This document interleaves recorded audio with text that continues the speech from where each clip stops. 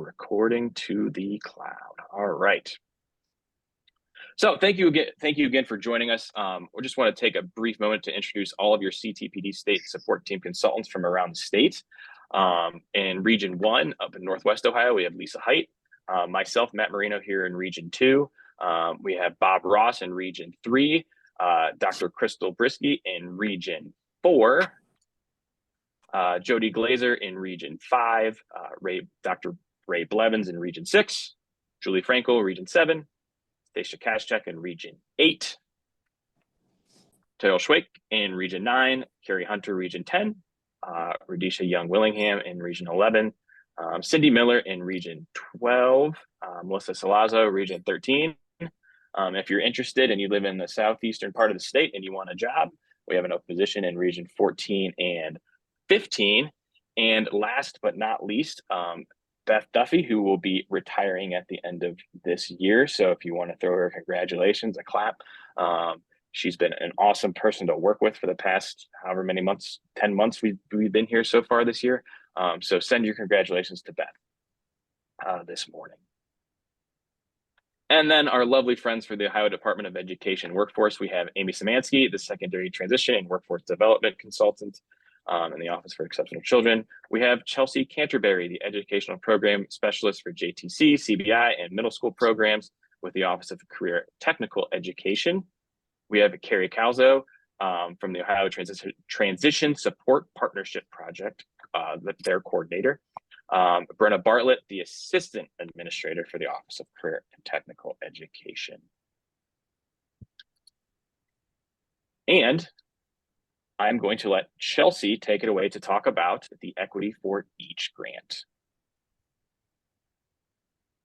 Awesome. Thank you so much, Matt. And thank you everyone for being here today. We are so excited to see you. Just another announcement reminder, I'm sure a lot of you are aware, the Equity for Each grant is officially available. The application window opened April 1st through May 15th. We will have, and by we, I mean the fabulous Rebecca Krantz from our office is going to be hosting some webinars about the grant on April 19th and May 1st. If someone who has more screen access than I do could possibly pop those links in the chat for me, I would appreciate it very much.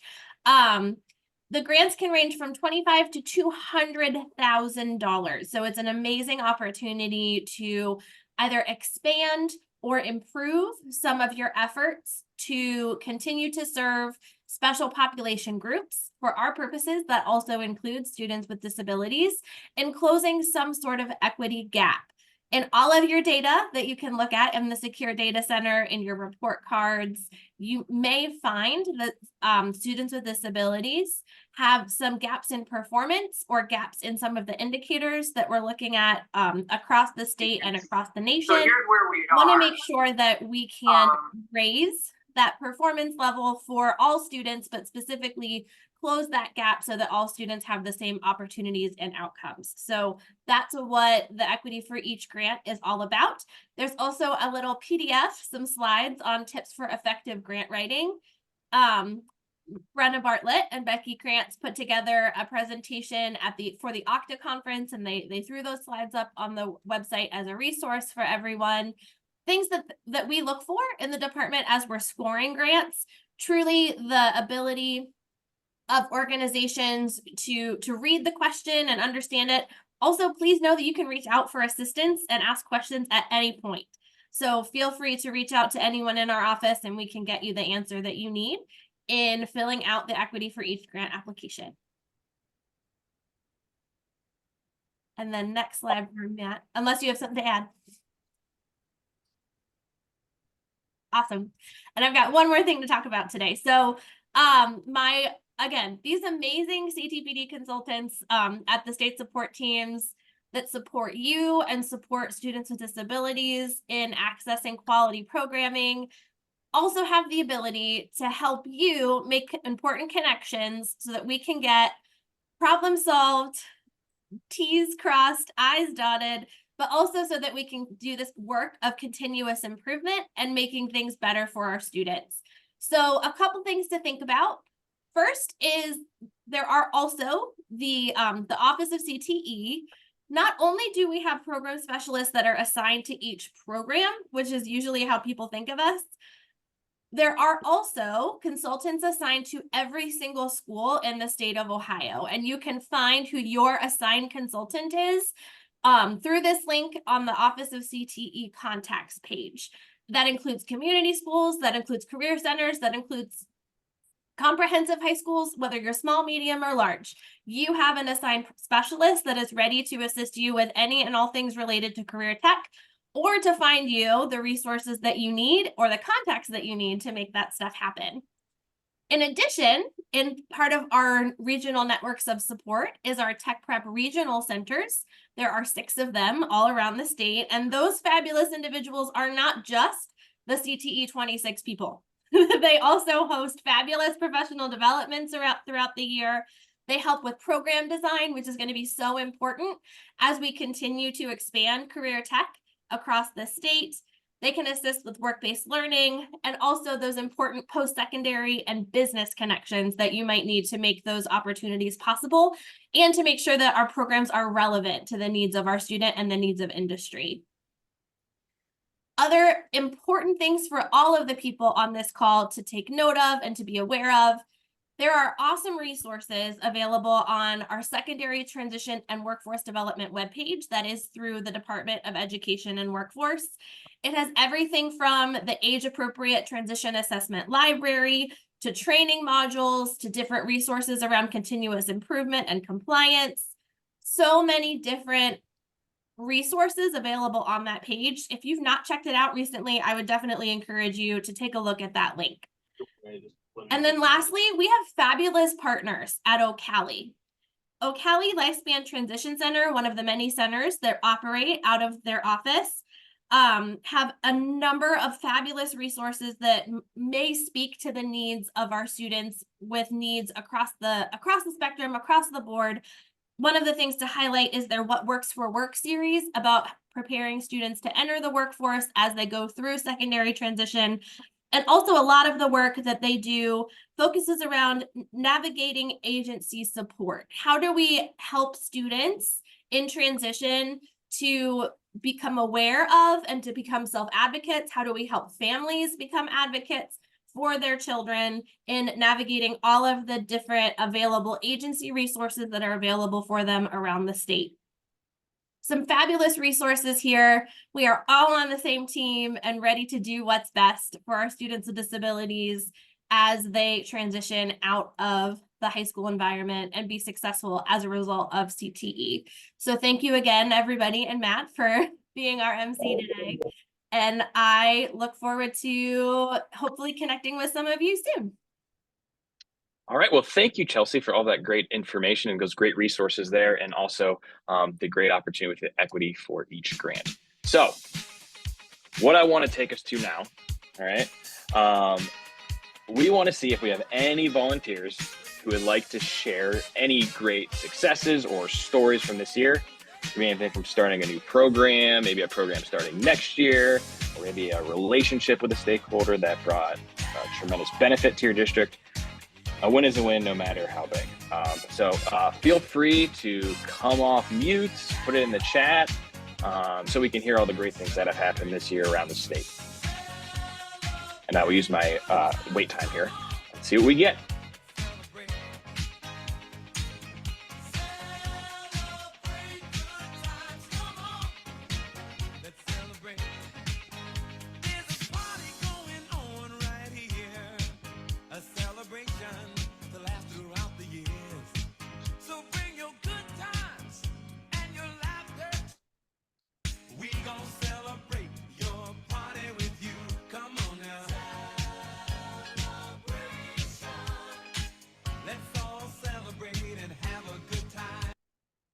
Anybody, anything, somebody has to do something great this year.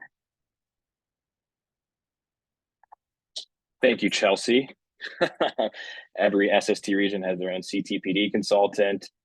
CLNAs are completed and submitted. Anybody, anything else? We had Lakeland Community College at Paradigm Mentor High School, Lakeshore Compact, giving students more CCP and CTE opportunities. Awesome, Lucy, up in Northeast Ohio.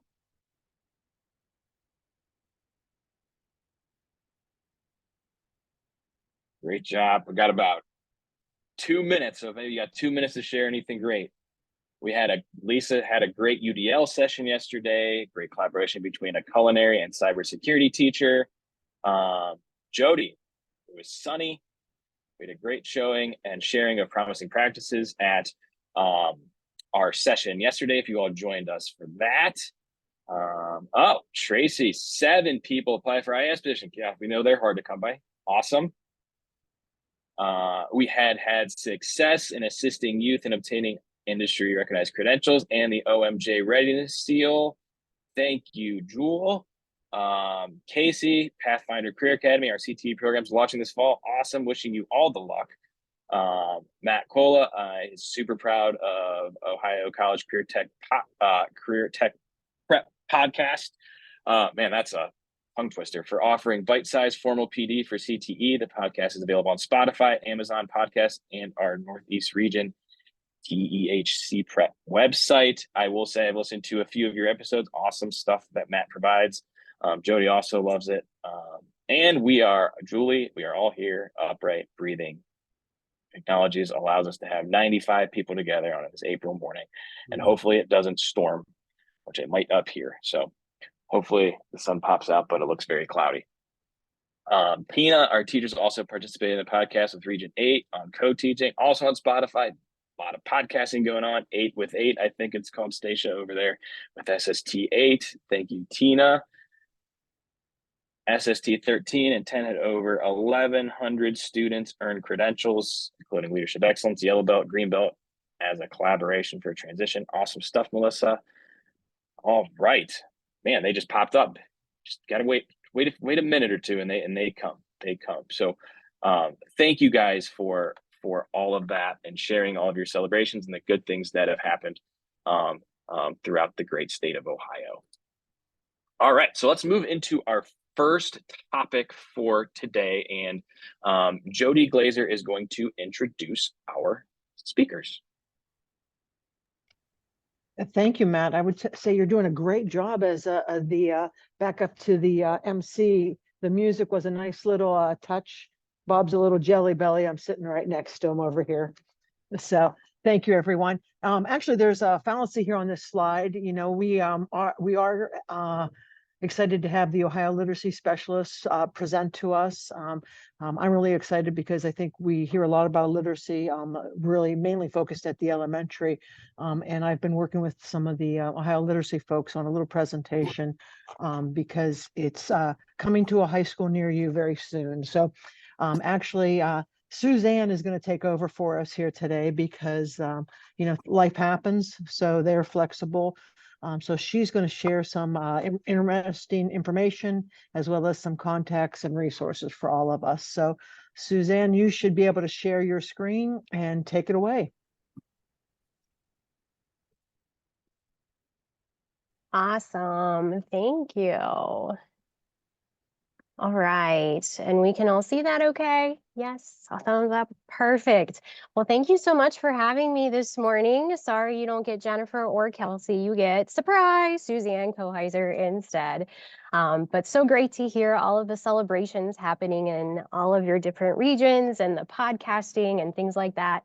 And today I will share a little more with you. You may have heard some rumblings about science of reading and maybe have some questions.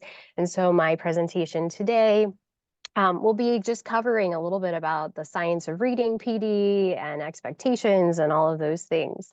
So I am one of 6 adolescent literacy specialists. You had seen on the screen Jennifer Walker mentioned, as well as Kelsey. You can see our regions. And so if you have any other questions or need some assistance in your specific regions, please reach out. We would love to help. I know Jennifer has done some great things with some different CTE schools that she's been working with. Yeah, so we're very excited. So you may be thinking literacy, okay, this is a little outside of my focus or scope. And literacy instruction sometimes feels like a transplanted organ in most middle schools and high schools. We definitely hear it. Students should already know how to read by the time they get to us, or I don't have time because I'm focused on my content area, right? I have these web exams that I need to be preparing for, and I'm not trained. I don't have the right qualifications and expertise to help with literacy. And so what Ohio is working to do, Ohio's plan to raise literacy, is help equip teachers so that way they feel more confident about their place with literacy and how they can assist with literacy. So I'll give you a second just to read this so I don't read it to you, but I've highlighted a couple places here that I think help bring together Ohio's plan to raise literacy and sort of the importance to that. So I'll give you a second just to read through.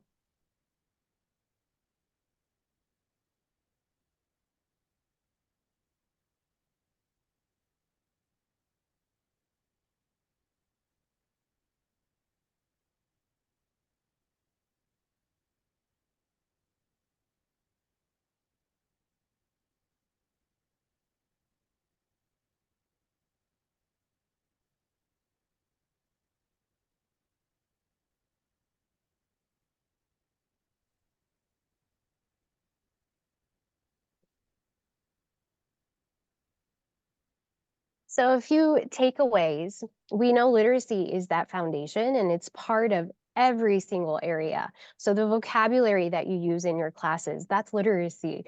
And we are working on developing those literacy skills in all age groups because we know a number of our students don't have the strong foundation for reading that we hope that they had.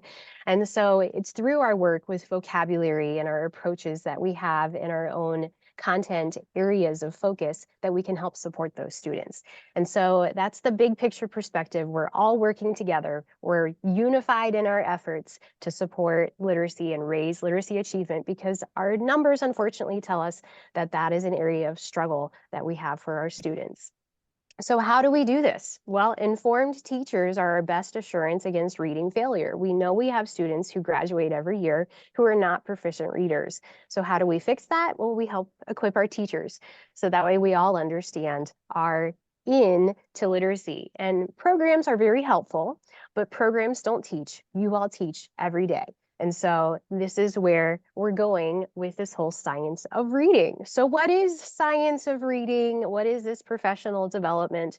Science of reading just means it's a interdisciplinary body of scientific evidence. So it's all of the research and studies and things like that that informs how students learn to read and write proficiently, explains why some students have difficulties with reading and writing, indicates that all students benefit from explicit and systematic instruction in phonemic awareness, phonics, vocabulary, fluency, comprehension, and writing. And just to pre-correct, it's not just phonics. Sometimes we hear, oh, we're just teaching phonics now. Well, true phonics is a piece in the elementary world, but it's not the only piece. It's the combination of all of those pieces with vocabulary, with fluency. All those different pieces are needed to work together. And it does not rely on any model of teaching students to read based on meaning, structure, syntax, and visual cues, which would be our 3 cueing approach you may have heard about. So we're not asking students to look at the pictures or, well, what word do you think would make sense in this sentence type of cues? We want them to go back to the actual letters on the page. What are the letters that we see? What are the sound correspondences? Things like that. And so that's what they mean by 3 cueing. So that's the very simple definition, science of reading, just to kind of place this on your radar. It's not happening yet as far as in the high school realm, but we know RIMPs are starting to follow students. So for the 24-25 school year, 4th and 5th grade students will now have a RIMP that follows them. So until they are proficient in reading, they will now have, whether or not, doesn't matter, IEP, all those kind of things. It's a reading improvement plan because we know these students are not proficient readers. And so we can see as we get into 27, 28, we're looking at 8th grade students. So it is eventually coming. And so we know we want to support those struggling readers. And RIMPs are one way that we continue to ensure that they are being supported. And we also have the professional development piece, the science of reading requirement that's coming. So I'm going to add this into the chat. There's this wonderful document if you are not familiar with it already. I love page 14, which I took a screenshot of here because it does a nice job of laying out what are the science of reading requirements versus what are the dyslexia requirements. And it's important that we're looking at both because they're both happening now, but they have differences in who's involved and stipends and all those kind of things, which is what we're going to go over today. So I really appreciate how page 14 kind of, and continuing on in the document, lays it out. But this document also can answer a lot of your questions. So especially after I do my presentation today, if you have continued questions, a very helpful resource if you have not looked at it already. So getting back here to my presentation, let's talk about dyslexia first. Science of reading, we're going to hold that off to the side. The dyslexia laws are ongoing, so they will not go away, versus science of reading has an expiration date. So for the dyslexia professional development and for the upper grades, obviously you're looking at the bottom there, your special education teachers in grades 4 through 12 need to have gone through the dyslexia modules or another IDA accredited program training no later than September 15th of the 25-26 school year. So that is a requirement that is ongoing, that teachers, your special education teachers, your intervention specialists will have to make sure that they fulfill. So that would be step one. If you're an intervention specialist, special education teacher, things like that, if you have teachers that are doing that, dyslexia is a must, and that is not going to go away. The science of reading has the expiration date of by June 30th, 2025. So after that, we'll see what happens with legislation, but that's when that ends. All teachers and administrators need to complete the department's course in the science of reading no later than June 30th, 2025. So it's important to kind of remember both. And that's again why I like that document and how it places both of them side by side, who needs what and what are the requirements and all those kind of things. And so that would mean if you haven't completed any other trainings or things like that, as determined by the department, then you need to complete that course. And even if you do the dyslexia course, there's still a shortened pathway that you need to complete with the science of reading. So it's just very important to kind of know the 2-lane lines and what they are. So there are stipends, and I know there's a big question mark here from a lot of schools about, oh my gosh, how are we handling all the stipends? So for teachers in K through 5, which I know doesn't apply to you, but ELA teachers in 6 through 12, and any intervention specialists, reading specialists, instructional coaches, or things like that, they receive a $1,200 stipend.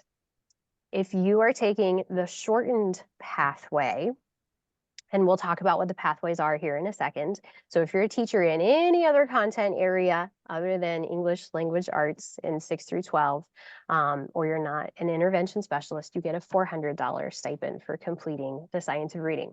Now, how do you get that stipend? That is a process that your district/school will have to establish. By the way, sorry, administrators, you are not eligible for the stipend. Don't shoot the messenger. I hate it. just sharing the information. Stipends are for teachers, but it's just a blanket. If you're ELA or intervention specialist or reading specialist, $1,200. And if you're in any other content areas, it's $400. And that's due to the amount of information that you'll have to do in your different pathways. So we just wanted to make you aware. It is the K-12 initiative. So there's a pathway A for K-5 teachers who haven't done dyslexia, and that's 22 hours. If they did the dyslexia, which a lot of your K-3 teachers had to do, then there's a separate pathway for them. That's only 8.5 hours. But here's where we get into our 6-12 range. So for 6-12 ELA teachers, and this goes back to why is their stipend so much more? Well, they have a 21-hour professional development requirement. And so you can see the different modules that you'll be running through. So you'll do that introduction to evidence-based literacy and language instruction, how to support readers who have reading difficulties. What are some things and scaffolds that you can build in? And hopefully you'll see some things that you're already maybe doing in the classroom, but it may give you some other ideas of, oh, I could approach this way, or maybe I need to pre-teach this vocabulary first. The importance of that grade level rigorous content and making sure that even though students may struggle, we want to give those scaffolds and have them there in that grade level text. What is that phonics? So I know as a former ELA teacher in high school, I didn't have any sort of phonics foundation and how to teach it. And so this will go through what is that phonics foundation. So if you have struggling readers, you understand where some of the breakdowns might be, or at least how to maybe assess that. So when we're looking at supporting learners, it goes through some of the assessment pieces to know where their issues are. Vocabulary and how to effectively teach that, moving beyond the just let's have a list of 10 words that we have a quiz at the end of the week type of thing. So what are some effective ways to help that vocabulary actually stick? So that way students can use it, they can expressively use that vocabulary, and it's not just gone after the quiz on Friday. What is fluency and how do I help support fluency, especially for readers who may not have that access to grade level text yet? How can I help build their fluency? Some motivation ideas too, because we know that can be a struggle, especially if reading is a struggle for students. They don't want to read. Why would I want to do something I don't enjoy doing? So some motivation pieces to think about. Reading comprehension, which we know is the final outcome. It's all those pieces together. And then finally, the importance of writing through it all. So that's what your ELA teachers will be focusing on. Now, intervention specialists, you'll remember, had to do or should do first the dyslexia modules. So they will have the shortened pathway because they'll have done the dyslexia modules, which has a lot of that information that I just covered from the ELA side of things.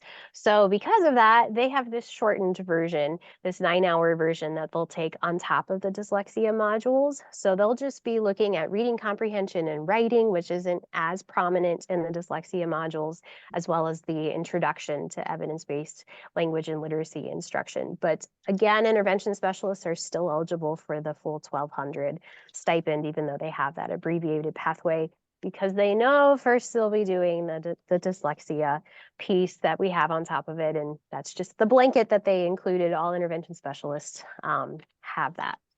So here's the one that will probably impact the most teachers. Your non-ELA content teachers or non-intervention specialist teachers, this is the pathway you're looking at, that pathway E with the $400 stipend. So it'll be the intro to your language and literacy instruction, how to help students access grade level text, because we know that will still be part of your content area. And again, text can look different in all kinds of areas, but text is still so important. It's the vocabulary that you're seeing in that.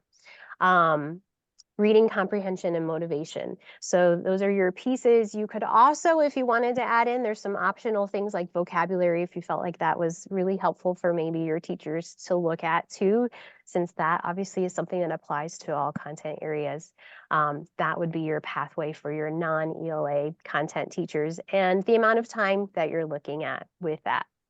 And just a quick reminder, administrators, your pathway is not out yet. It is, I've been told it will be coming soon, but we'll see. We'll wait and see when that finally gets published here. But pathway F will be for all administrators. So if you have if you are in an administrative role, then the expectation would be that you are taking this Science of Reading PD as well. And you'll see you have 7 hours. And as best practice, it's good to participate in the learning with your teachers. So just that reminder that we're asking these teachers to learn. And so you participating in that learning and really showing the importance of that will set the tone and the expectation that you have for your students and helping them support them in becoming stronger readers. So that is our administrator pathway. And also just to let you know, course facilitation is available. So kind of going with that, participating and learning and setting the tone, like what is the expectation? We're learning all of this. How can we better support our students in their reading, and in the end, better support our own content areas, because we know reading is a life skill, and reading is involved in all of our content areas, even though it looks different, whether I'm reading a manual on how to put something together, or I'm reading, you know, computer coding and things like that. They all are specialized, but it all requires those similar base skills. So regional consultants have or are in the process of going through science of reading training. In-district personnel can also apply to be part of that training as well to get the official facilitation training. They are expected to adhere to the department's protocols and standards for facilitation, but that is something that you may want to think about. How could we take this the next step so it's not just click and forget, okay, check mark, we finished it? How can we actually apply this? Whether you want to use outside people or create your own. I just think that that's always a good practice to kind of bring things together and let's talk about it and how we see this applied and practical in our areas. So I know that was a lot of information, and I see a couple questions in the chat. I do have a little bit more depending on time, but I wanted to give a second first for just the general question and answers. Now you'll notice here, I do have the email for Read Ohio, because there may be some questions that I'm just not the expert on and I don't feel as confident answering. Or there's the department's FAQ page, which can be very helpful in addition to that document. And there's also the Read Ohio office hours that they have on Fridays in April at 3 p.m., where you could go and talk to one of the experts, LM Clinton, and he will be able to answer some of those specifics for you as well. So let me take a look here at the chat and see what's going on. School counselors. When I was on the Read Ohio office hours, LM did say school counselors did not have to, but again, that could be a school decision, how you want to handle that. I would recommend email Read Ohio for the official, okay, yep, we got the okay, school counselors do not have to, but I believe on the last Read Ohio session that I was on, LM had said they did not, but I would always recommend get the official confirmation from Read Ohio. A link to this presentation, I believe Jody was going to link that, yes.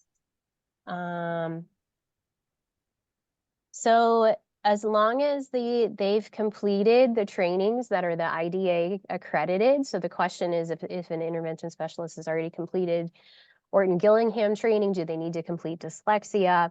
As long as they fulfilled the requirements for the dyslexia training, then they do not need to do they're okay on the dyslexia end.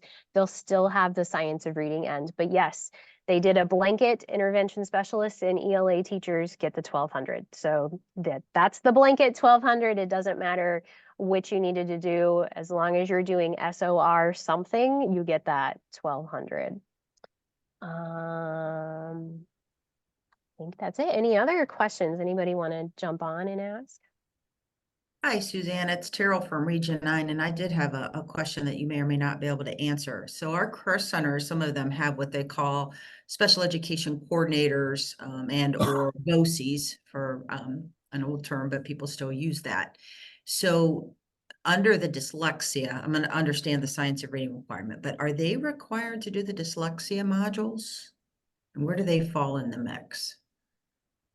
That is a good question. I'm going to direct you to the Read Ohio because I don't want to give the wrong answer. We'll put it that way. I would rather be cautious and have them give you the official answer.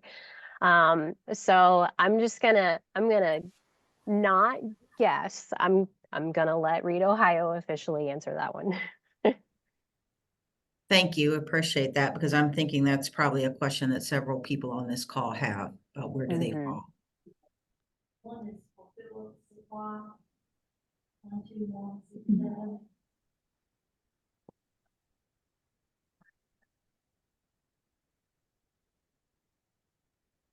Did you see the question in yeah, there I about see. the administrators that took the LMSs?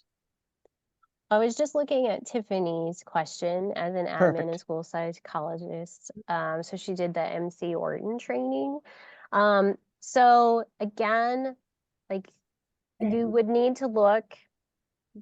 I know they have guidelines in the document of like what trainings match and what don't. So I don't want to get into the rabbit hole of specifics as far as like this training counts and this one doesn't. Using their accredited list that they have in the document, I would look that up and just make sure that that one falls under the, okay, you fulfilled your science of reading requirement. So because they do have that nice little tag or other requirements that fall on the IDA accredited training. So as long as it falls in that, then you should be okay. But I'll just direct you to that document just to make sure.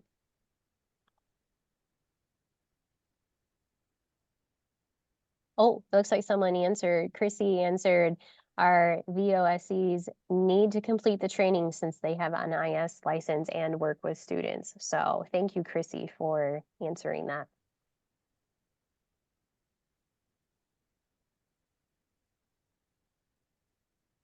All righty. Well, Suzanne, thank you very much. I really appreciate it. I think the best thing is your contact information is on there, so all of us can stalk you as an expert in the field of literacy. I know that it's going to be fast coming, so we appreciate what you're doing for us. Thank Oh, you. no problem.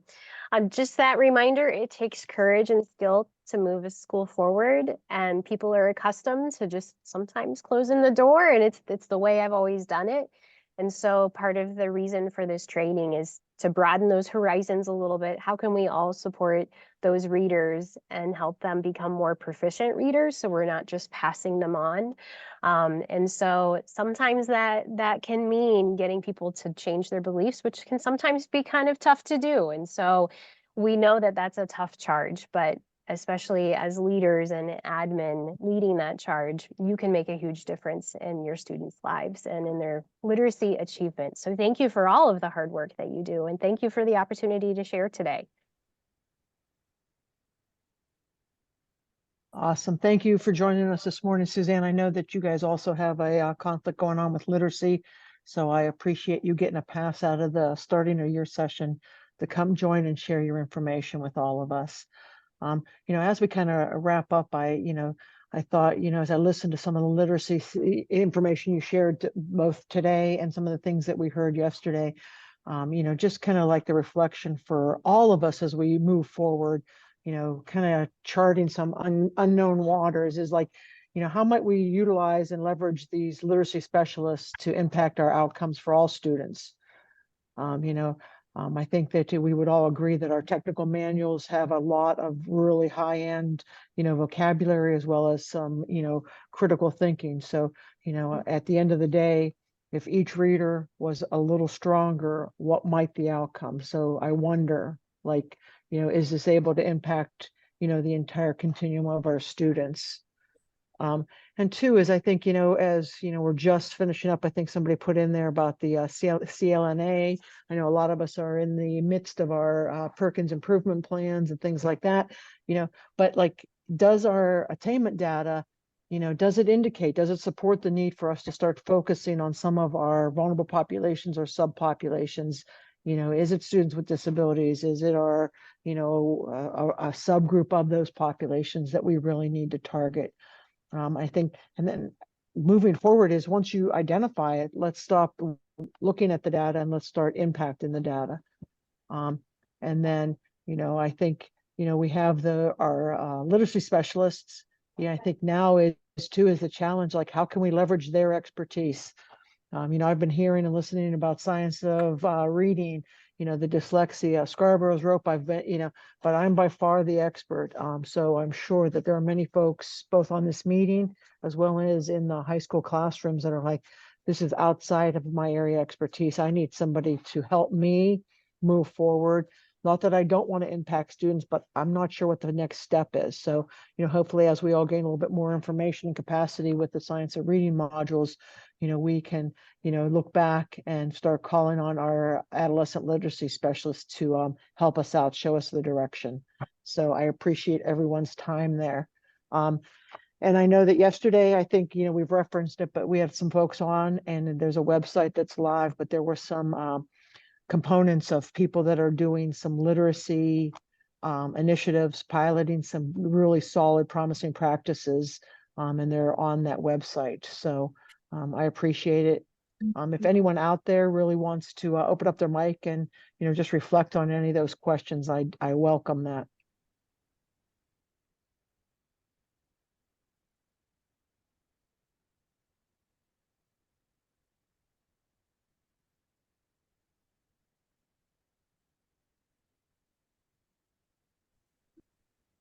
All right, Matt, I'm not as good with wait time as you are, but take it on. All good, all good. Yeah, make sure to check out the Career Planning for Graduation and Beyond, that virtual series site. That literacy session from TCTC, that recording will be there soon if it's not already there. Melissa, who put in the chat, did a tremendous job of organizing that and getting everything on the website there. So what we're gonna do, we're gonna take a 5-minute break. So it is now, it's 9:44. We'll call it a 6-minute break. So we'll return at 9:50, and we'll get into our topic number 2, and diving more into the self-review tool. So 5 minutes, and we'll see you back at 9:50.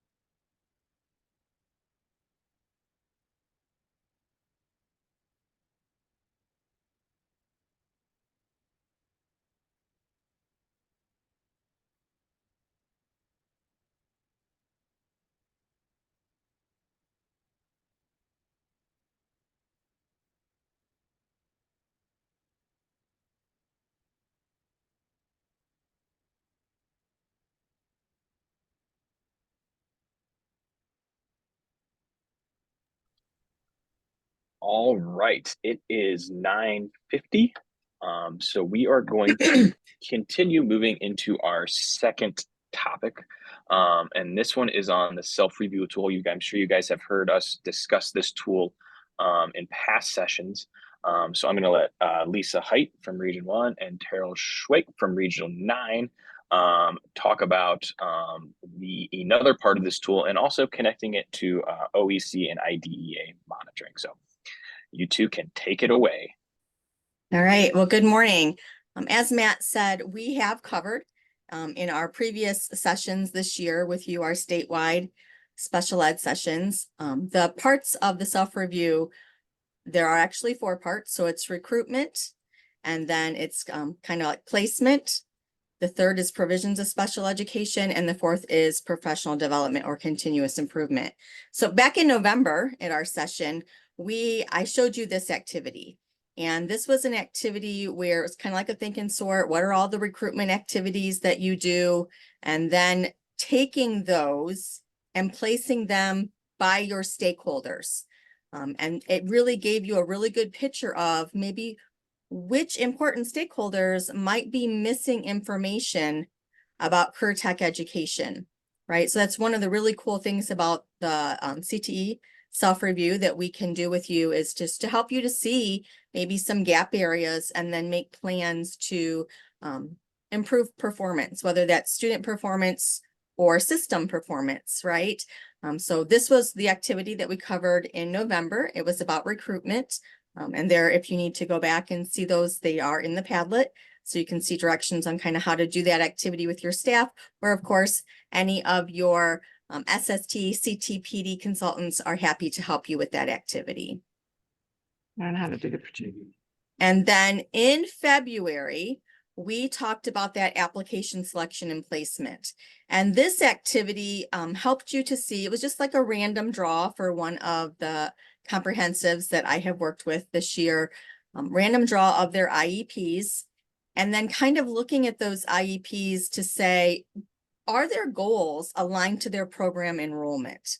And as you could see, there were some opportunities for conversation, maybe some opportunities to share information, right? To help students be informed decision makers about the programs that they were choosing.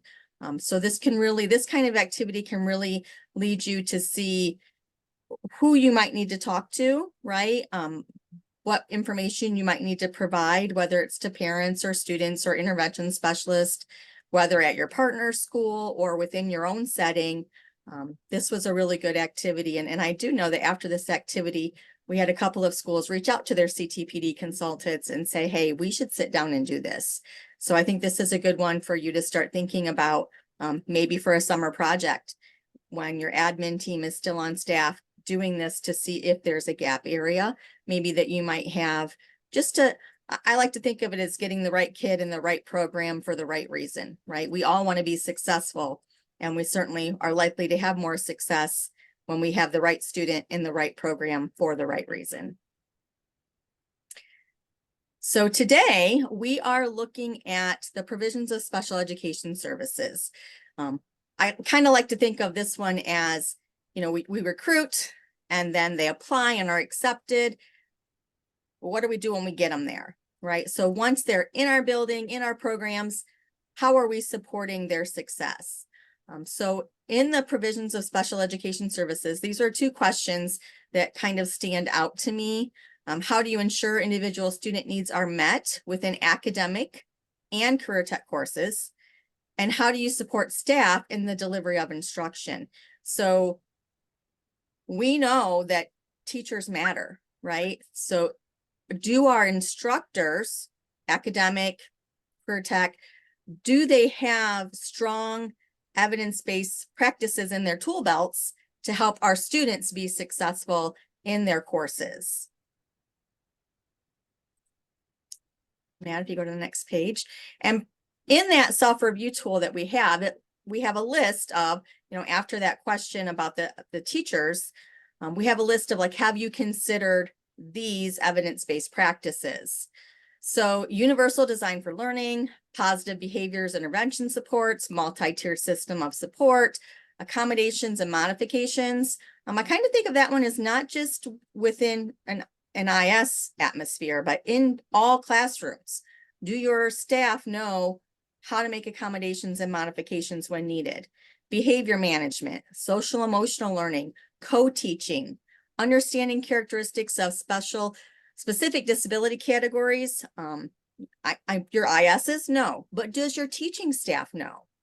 Information management, differentiated instruction, writing legally defensible IEPs, state and federal special education rules and regulations, right? So again, sure, your special education staff probably knows that, but what about the rest of your teaching staff?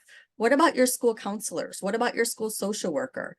And then that last one is the regional economic profile and labor market. Do our people know these things to be able to have conversations with kiddos? So to help understand where people are with all of those things, I created this Google form. So we're going to drop that Google form in chat, and I would like you to take this Google form quickly, just for your, like, your own personal, where is your level of knowledge in for each one of these? And at the top of this form, it does list kind of a definition of a novice and an expert. So just take however much time you need. We've got 99 people on this call. So it would be awesome if we could start to see 50, 60 people complete this Google survey so that we can then look at what those results might look like for this group. Maybe statewide, there's an area we need to look at.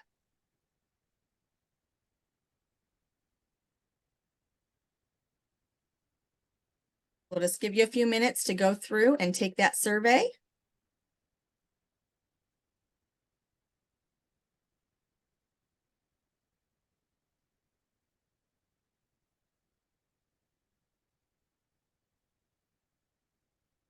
The 10 people that Matt is showing, that's all of the consultants took it a couple of days ago.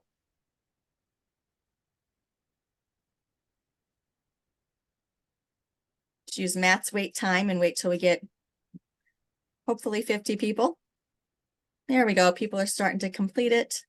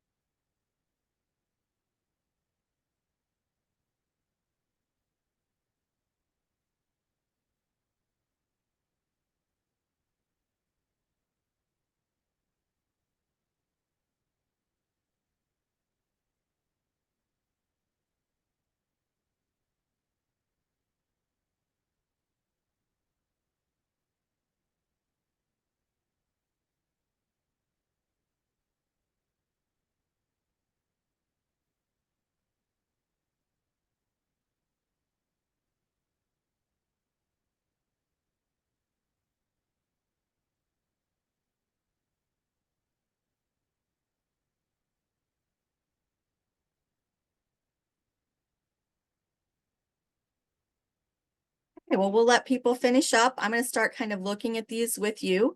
So if you look at Universal Design for Learning, it looks like roughly half of the people feel like they are a practitioner. So that lower level, right? We haven't reached apprentice. I'm sorry, we haven't. No, I have that wrong. Practitioner is not too bad, right? We have a practitioner and an expert. So roughly half feel that way, but the other half feel like they are an apprentice or a novice. And so that might be one that you think, okay, well, we have a group of special education professionals mainly on this call today. I wonder what that would look like for your teaching staff, right? And but notice if you go down to the next one. So for Universal Design for Learning, roughly 50% felt like they were the practitioner or an expert. But if you go down to PBIS, right, we're doing pretty well with PBIS. If we look at, we've got 58% plus the expert 10%, we're at like 70%, 71%, feel really good, pretty confident in their abilities of understanding and implementing PBIS. Okay, multi-tiered system of support, if we go down to that one, again, that one's about 50% that feel confident and comfortable with MTSS. When we look at accommodations and modifications, expert, right? I think that goes on behalf of who all's in the room with us today. We've got a lot of experts in the room when it comes to accommodations and modifications. But I wonder, what would that look like if this same survey went out to your entire staff? Behavior management, again, we have lots of experts, lots of people who through their apprenticeships.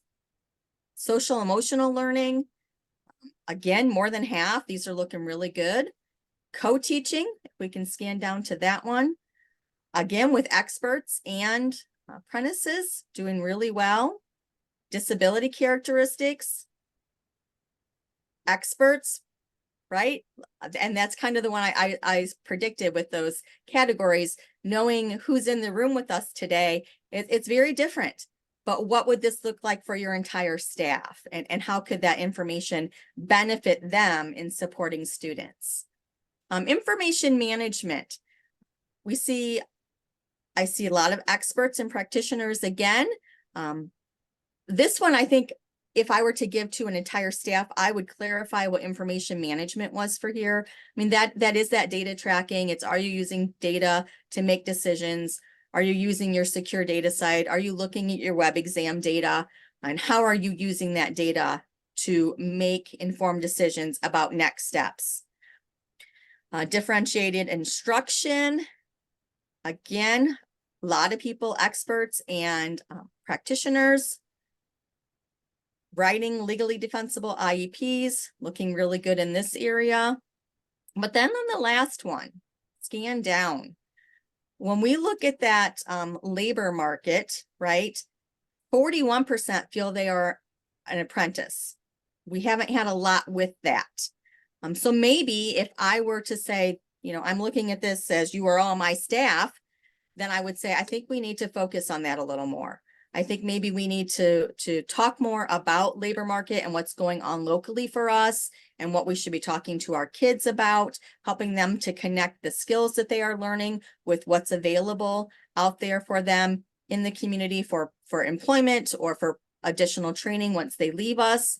So just doing this activity, looking through that lens of your entire staff and giving them kind of an anonymous opportunity to share where they really feel, right? And how comfortable they are with the knowledge of each of these evidence-based practices or strategies. So thank you for participating with that survey. The survey, you are happy to, make a copy of yourself and start fresh and do that with your own staff. Might be a nice way to end the year to help plan for future professional development or little mini lessons before each staff meeting that you might have. So thank you very much for participating. The next slide, got to get there to it. So as you think about professional development, and I think that this is important to remember, if we want people to become practitioners and experts, it can't be a one and done. We can't just send them an infographic on a strategy or an article to read or a one-day training, right? We know that that does not work. It's not sustainable to keep that practice going.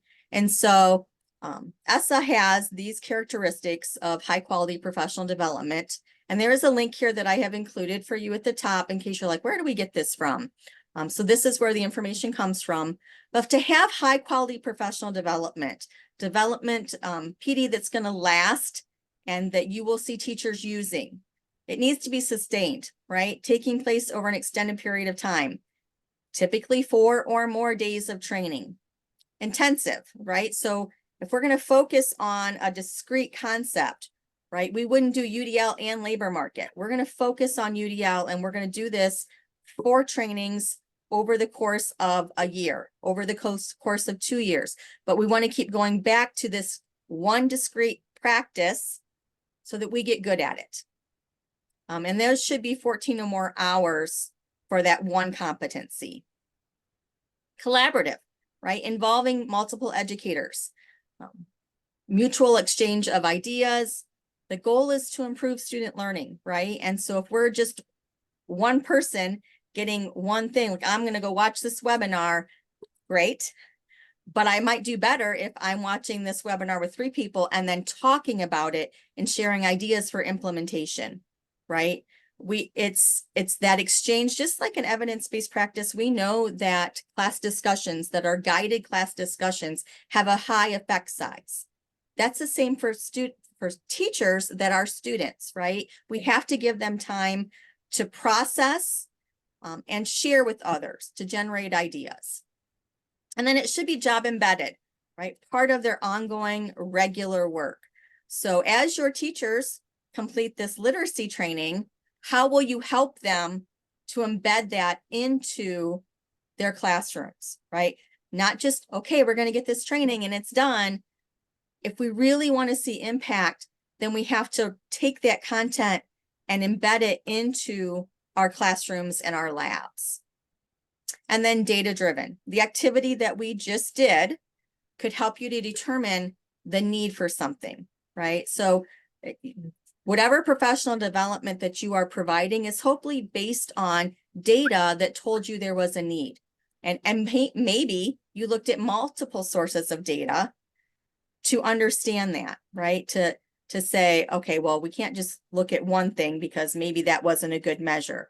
So we want to promote ongoing assessment of needs and progress monitoring to measure well whether those needs are being met, right? So when you start to implement something, if you really want to see systemic change, we want to progress monitor that and look at the data of, not just how often it's being used, but then are we seeing an impact in classroom assessments? Are we seeing an impact on web exams? So it's not just one and done. It is a process that is sustainable and continuing each year. And then lastly, you should have it be classroom focused, right? Related to the practices that are relevant to the instructional processes that are taking place in the classrooms, in our labs. I hope that you use this as your guide as you think about moving forward with professional development, and that your professional development is based on the needs of the students in your classrooms. From the same article where I just showed you the what makes high quality professional development, they also had this kind of flow chart that I thought made a lot of sense, right? So when you provide PD for teachers and they take it into their classrooms and they try it out, it is the student outcomes that will determine the teacher beliefs and attitudes. So if I attend a UDL training and I take back some of the ideas that I got from that training, I try them out next week and it went really well. Ooh, I like this. I want to come back for more, right? That worked. So it's implementation and actually doing that will change your belief about a strategy, which means that training needs to be really good.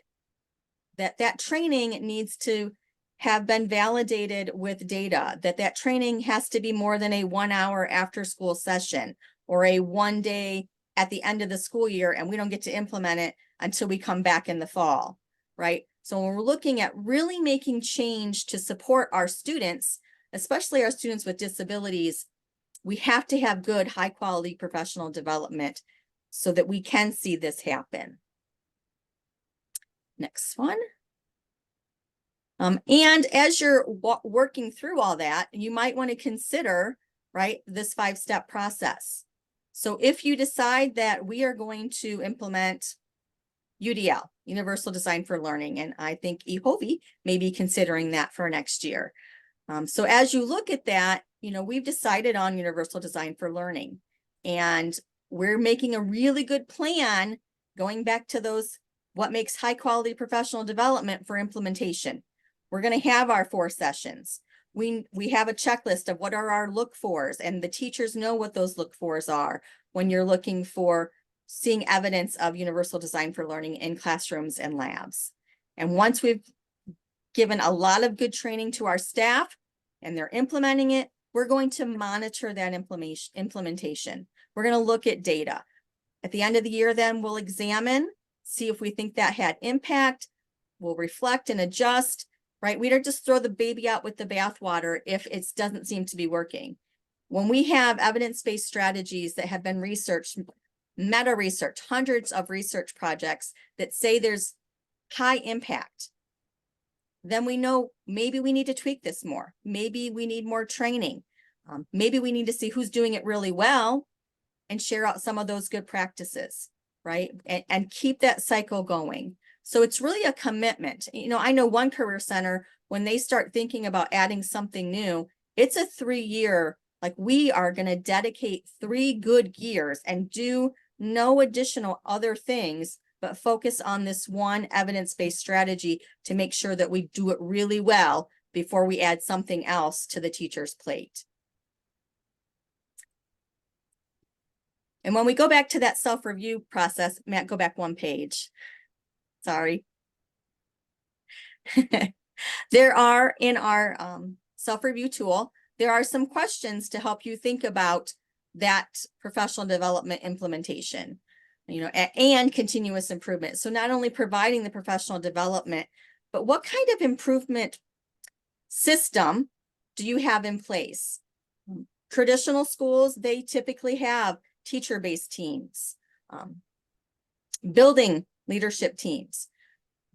Does your career tech center, does your CTPD have a systemic improvement process in place that your teachers are meeting regularly to talk about what they are implementing? You know, if you focused on a strategy and you really want to see that strategy being utilized in your school, are you giving them time to get together and talk about implementation and what they're learning and what their data is saying? And then this other question here, what types of professional learning opportunities are in place for your career tech planning district, right? So probably all of you have plans in place, I hope, for next school year for professional development. But it might be a good time to think about, do those topics, are they sustainable? You know, like, are you continuing them throughout the year? Or is it, we've got 4 PDs, on this PD we're doing MTSS, on this PD we're doing labor market. Like, are you still kind of on the one-hit wonders, or have you been very intentional at making sure that you've got high quality PD for your teaching staff? So you've got summer coming up. It might be a really good time as an administrative team to reflect on what is it you're offering, and are you offering the right things to your teaching staff? Thank you. Well, thanks, Lisa, for taking us through the self-review tool. I hope most of you found that beneficial. It's been very beneficial in my region, and we're continuing to work on that with several of our CTPDs. There is one other tool that can really be helpful as you're looking through this process of ensuring that all students have equitable access to your programs, and then have the supports that they need to have success in those programs. And that tool is put out by the Office of Exceptional Children in the department, and it's called the IDA Monitoring Process Guide.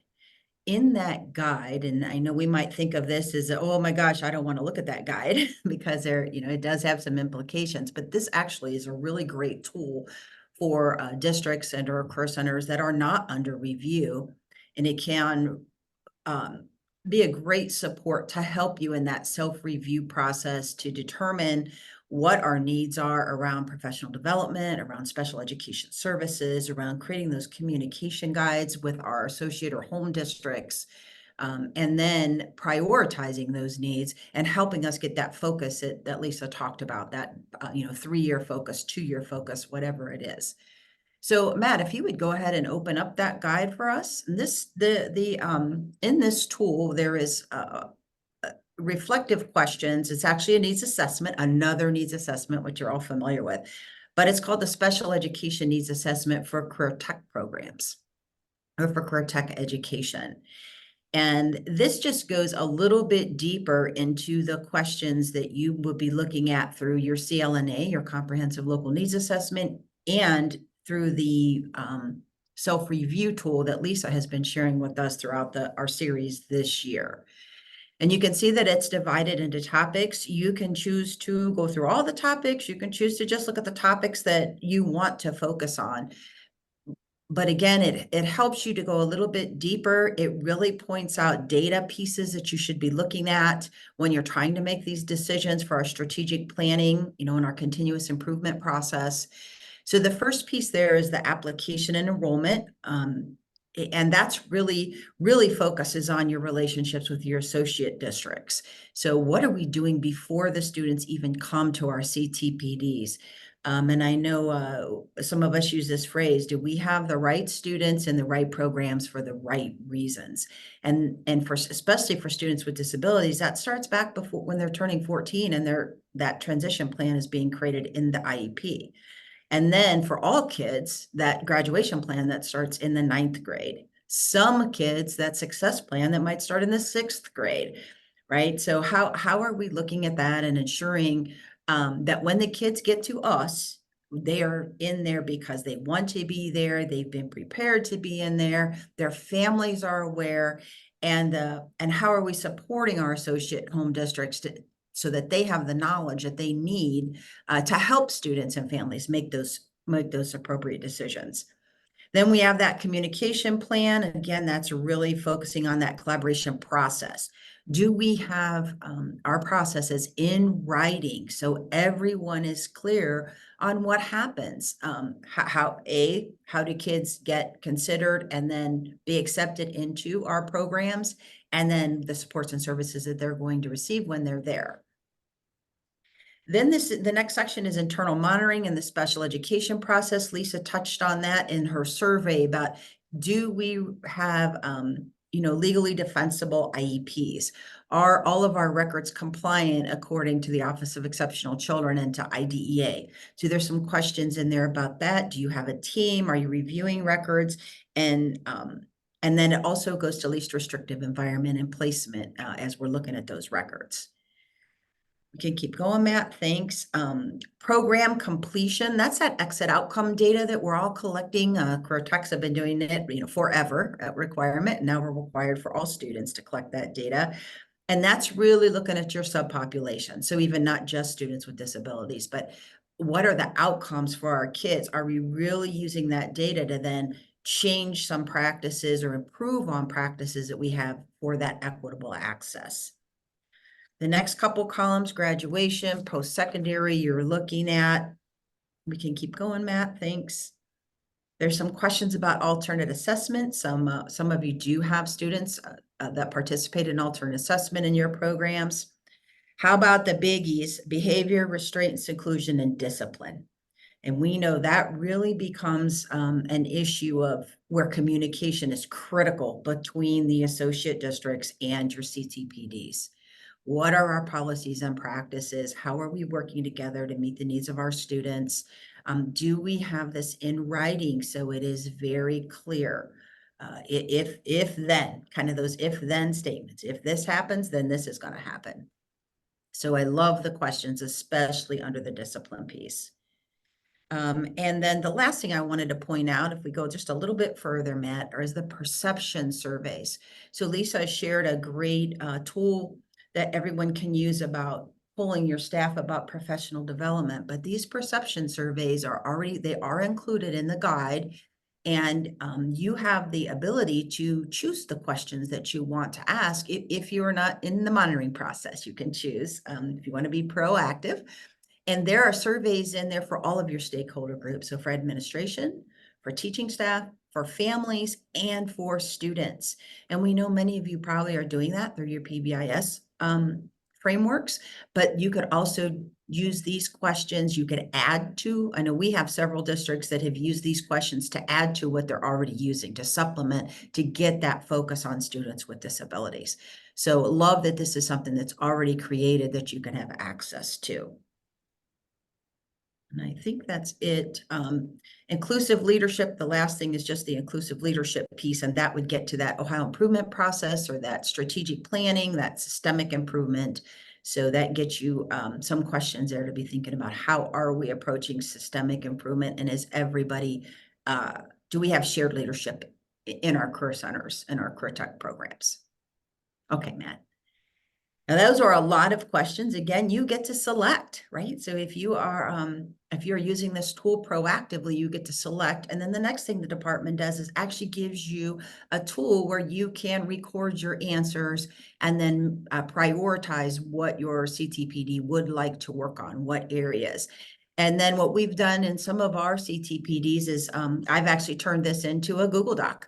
So, you just pull it out and then people can record their answers. And then it is one more tool that you can use in relation to your communication guide, your CTE self-review, your CLNA, and all the other data pieces. It's just kind of a nice tool to use to gather all the information that your teams are talking about.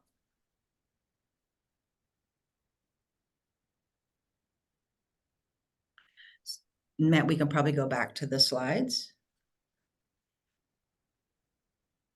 So if you would like some assistance with any of those tools, again, that's the work of your CTPD consultant. We're here to help you. We're here to help you make connections between all those data pieces that you have. So please reach out and let us know how we can support you.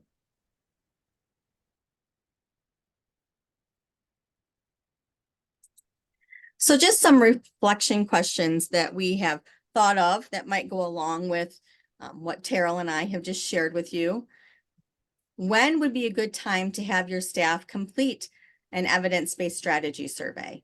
What time in the school year do you want to gather that kind of information? And how are you using data to determine your professional development offerings planned for the 24-25 school year, aligned to your comprehensive local needs assessments and ESSA's definition of high quality professional development? And then how do you progress monitor implementation of your evidence-based strategy or practice covered in your professional development sessions? Or do you do that, right? How is the success of students with disabilities included in your district's professional development planning sessions? In what ways does your district help students with the implementation of the evidence-based strategy or practice covered in the district provided professional development, right? So in what ways is leadership helping to support implementation? And how will you know if professional development improves student learning? So those are just some things that we thought would be good for you to think about as you move forward with implementing. And because we know that all of you are having professional development for your staff, we're just hoping that maybe we can start to be a little more intentional with what we are doing and making sure that it is sustainable and that our teachers will continue with implementation.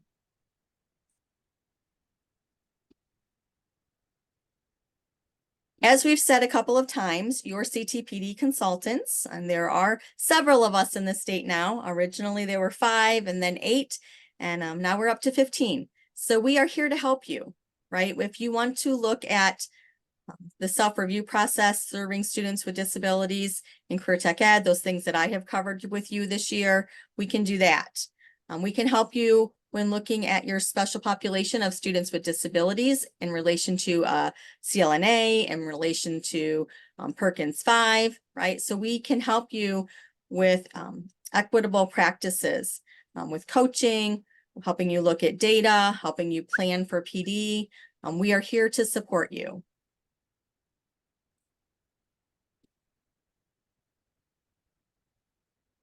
There are several upcoming professional developments in the state that we wanted to share with you before we release you to breakout groups. So we do have another session with the Career Planning for Graduation and Beyond series that has been very well attended this year. We have one more session on May 8th, and that will be about industry recognized credentials from the Ohio Department of Education and Workforce, presented by our Ohio State support teams and Ohio College Tech Prep. We also have some upcoming Ohio ACTE events. This should be a live link directly to their new site. If you're not aware, Ohio ACTE did kind of have some upgrades recently, and I think that that is looking pretty good now.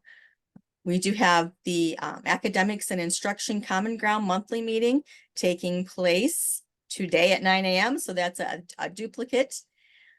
We have ACTE's Satellite Division, their annual meeting, April 19th. That one looks to be in person. We have a CBI Division Spring Conference, again in person at Embassy Suites coming up in May. And there will be the All Ohio Conference, date change on that one. It used to be a week later. So the big summer Career Tech conference that many of us go to, that will be July 15th through 17th in Columbus this year. I like how they've titled it All Ohio. I think that kind of represents where we're at with Career Tech right now. It's all over Ohio. There are some tech prep conferences. There are Success Bound conferences coming up shortly. The Central Region at Ohio University Dublin campus will be April 25th. Northwest Region Success Bound will be at Terra State Community College on April 26th. And the Southwest Region will have one at Hamilton County ESC on May 1st. I have found those to be very, very beneficial. So if you are able to make it to one of those sessions near you, or if you can't go to the one near you and you can fit your schedule for another one, I think that those are definitely good conferences for anyone who's in career education.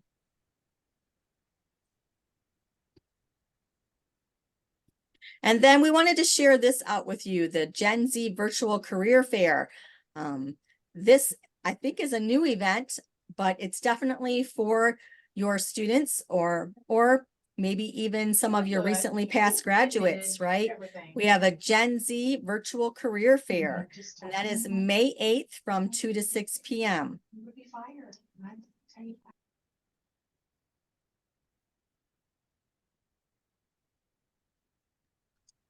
And that is actually all we have for you today.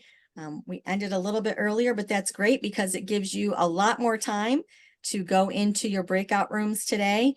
Please make sure that you give us some feedback. We are looking to have a couple of these statewide meetings again next year. So your feedback is really appreciated. Thank you for your time.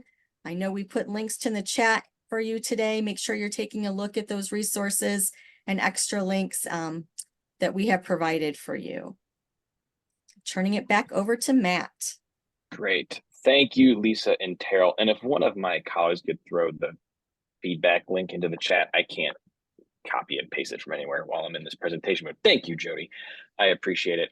Your feedback is greatly appreciated. We truly value it and use that when we plan these statewide sessions. So go ahead and fill out that feedback for us. There's also the link here to the Padlet. I know Jody put in the chat a little bit earlier. That's where you'll find all the resources, the meeting notes, the recordings, and then the presentations from today. So what we're going to do right now is we're going to join into regional breakout rooms. And there are a few combinations. Regions 2 and regions 3 will be together. 4 and 8 will be together. 12 and 13 will be together. 14, 15, and 16 will be together. So there should be eventually a breakout room, I believe it is, that popped. Hey, Matt. Whoops. Yes. Bob here. I am trying to figure out what I did wrong with our breakout rooms because Oh, no. I think if you scroll down to the bottom of that breakout room where it says in progress, Yeah, if you they'll be down. Thank you. They'll be down Thank there. you. Yeah. I was freaking out, so I apologize for okay. that. So yeah, so and Matt, thank you for doing such an excellent job today of being our MC. I think you have a duty for life here because you are doing a fantastic job. So Thanks. Right. Yep. Thank you. All right. Thank you, everybody. So, yeah, we will not return after the breakout room. So after those are over, you guys can go ahead and enjoy the rest of your day. Thank you guys all for coming. Have a great rest of the school year.